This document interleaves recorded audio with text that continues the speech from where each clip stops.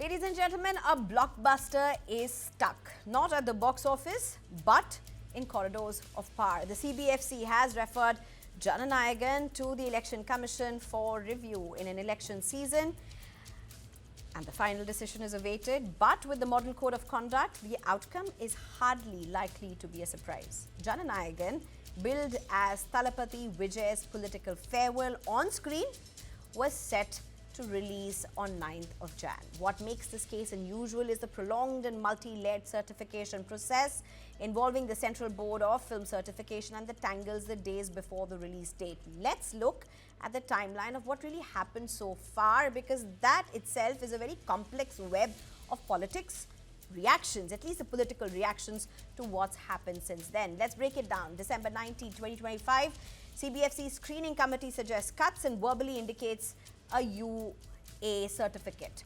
December 24th, makers resubmit the film after incorporating changes. January 2026, the film misses its Pongal release window due to pending certification. Concerns are formally raised over references to religious unrest, foreign forces and portrayals linked to the Indian Army.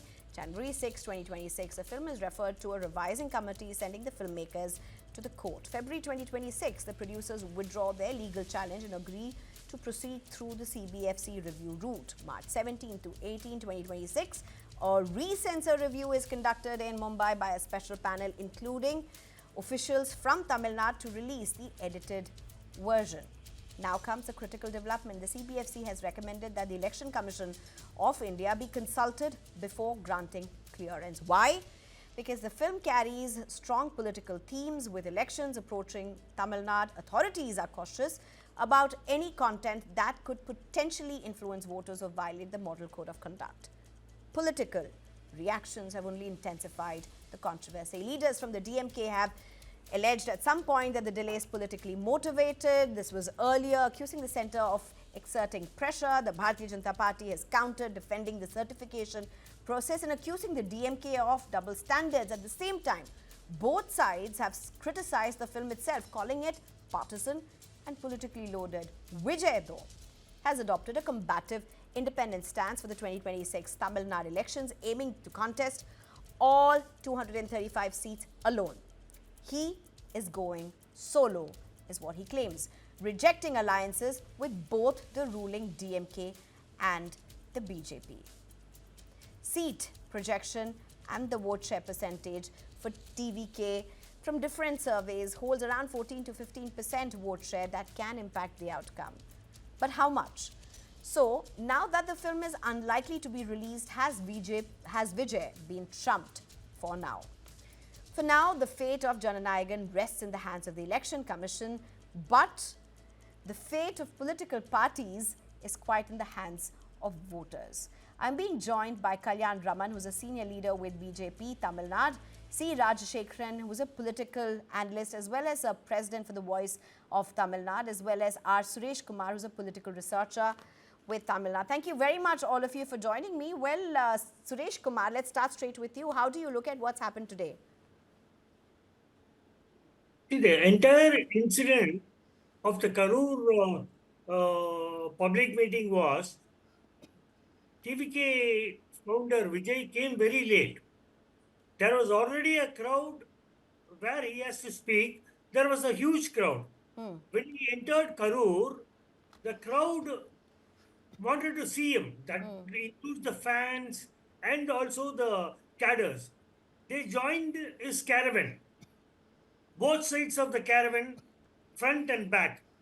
They merged into the crowd of the people who were standing already from the morning.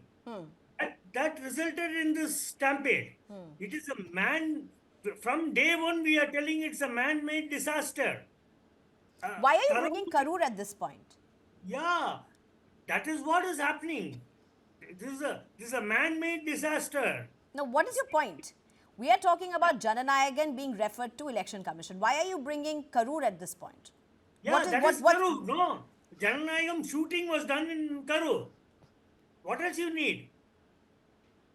All high-tech cameras, drones were used for the picture, for Jana Nayagan picture. That is what CBFC has referred to ECI. That is what CBI is asking questions to Vijay. Kalyan Raman, come in. Kalyan Raman, come in. Uh,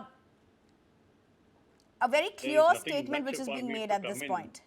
for the simple reason that the matter has been referred to the Election Commission because there are some allegations floating around in the social media. I came across since yesterday that the crowds that were in places like Karur or Namakkal and other places were used for filming purpose of Jana Nayagan shooting, and subsequently they were to be used for the purpose of election, which is the ensuing election, and it is coming up now on the April 23rd.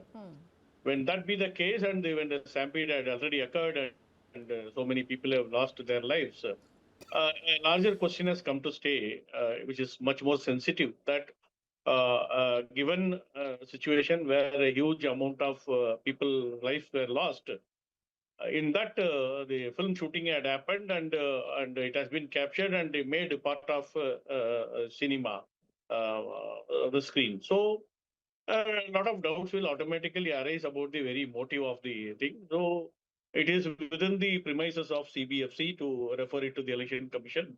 So there is nothing much we can talk about it.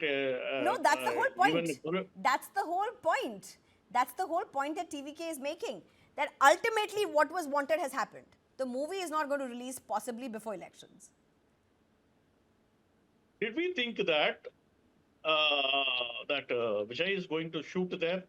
Did we think that it is going to be used for election purpose in a later date? Did we think that there will be so many deaths? They were all, they were not preconceived, this thing. They were not premeditated. So there is no point in talking about it. And the CBFC has found it fit to refer it to the Election Commission because the CBSC knew that the question may be raised in a legal forum before any judicial forum by anybody who is an aggrieved party or by any political party for that matter. If the footages have been used for this purpose. So the CBFC thought it fit to refer it to the Election Commission, and the Election Commission is the right forum to. Okay, political blockbuster which is happening in Tamil Nadu. Well, I'll be joined by C. Rajshekharan shortly, but back to you, Kalyan Raman, at this point. Kalyan Raman, you just heard, in fact, Suresh Kumar, you just heard what was being spoken by Kalyan Raman. How do you respond to this, Suresh Kumar? Because a simple thing that everybody is asking, it's a model code of conduct. What is going to happen at the end of the day? The movie is going to be referred to the Election Commission. Do you have an objection on that being done? No, Mr. Kalyan Raman was right. It was a mistake of the Jana Nayagan team. They should have gone to CBFC before itself. But they did, right? Yeah. They did. Yeah. See, they should have gone to the CBFC before itself. There was a lot of complaints that they have used Indian Defence Army's logo in the film. That was the main reason they sent it back. They should have referred back. They should have did their editing, or they should have told this has happened. We'll remove the scenes of that. They didn't do that. They were very sure that the film will get released because he's a superstar. It is not that. Every film has the problem there, but they go through a channel, right channel, and they give everything what CBFC asks. But Jannaigam team didn't bother about that. That is the problem. Otherwise, they could have released before 1 month. I think Kalyan Raman also will agree to this. It is not pressure. Nobody asked for a CBI inquiry in Tamil Nadu. Only TVK asked for CBI inquiry. It was done by state police, and a single man commission judge was there, appointed by the Tamil Nadu government. But they didn't believe it. So it went to CBI. So CBI is taking the right action. It is that. And also yesterday footages coming out, rare footages. It has come out yesterday. It looks, from day one I'm telling you, it is a man-made disaster. Mr. Vijay came very late, 7 to 8 hours. see, because of that, 41 innocent people died. Right. He Okay. didn't meet the. He didn't. No, no. 1 second. He didn't meet the victims. He made the victims to come to his to a five-star hotel. Is it a politician in India? Is it a Anybody will do politician? this? That's a good question to ask. Kalyan Raman, let's come in at this time, because at least in terms of Tamil Nadu, many people are saying that he has a fan base, but with 15% of projections for whatever surveys have happened, opinion polls that have happened till now, he's not going to dent much. But with the kind of,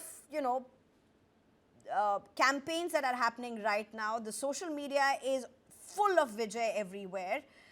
His movie, all of those stills, everything. He seems to have already got a lot of traction. Can he dent enough is the question. First, Kalyan Raman.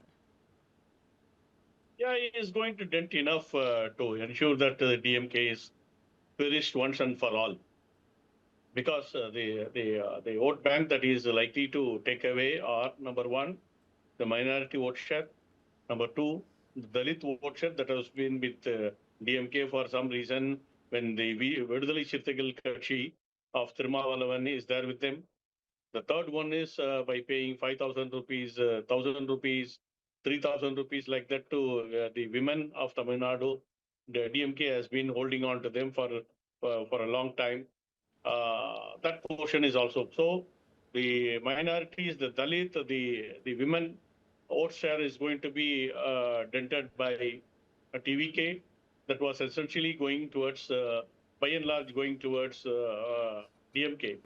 When that be the case, the likelihood of DMK perishing very badly in this election is pretty high. So he's going to make a dent, whether it is 10 to 15%. My prediction is that it is anything between 10 to 15%. But that is not going to be useful for Vijay, but it is going to be useful for NDA for sure. Kalyan Raman saying it's going to benefit NDA. Suresh Kumar, how do you look at this? Very quick last response. See, a simple this strategy.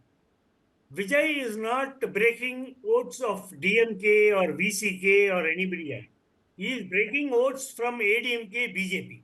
That is it. And whatever they say, 18 to 30, they are going to vote for Vijay. That's an illusion created by the TVK. It is a TVK illusion they are creating. But ground level, from 2019, women, Dalits have gone towards DMK. That is the truth. BJP will not talk about this, or ADMK will not talk about this. They can see their what is their mark sheet in this all these elections. They're losing. Okay. Dalits and women are going with DMK. Now the basic this is all 90% of the women are tending towards DMK. You can see it on the result day. All right. What Kalyan Raman says is totally false. Okay. All right. We'll get to that. We'll see how this pans out. Some crucial weeks ahead. Thank you very much, We'll both see of that you. on May 4th. Well, we can even look at that before that. It's going to be very interesting to see how this pans out. Thank you, both of you, for joining me.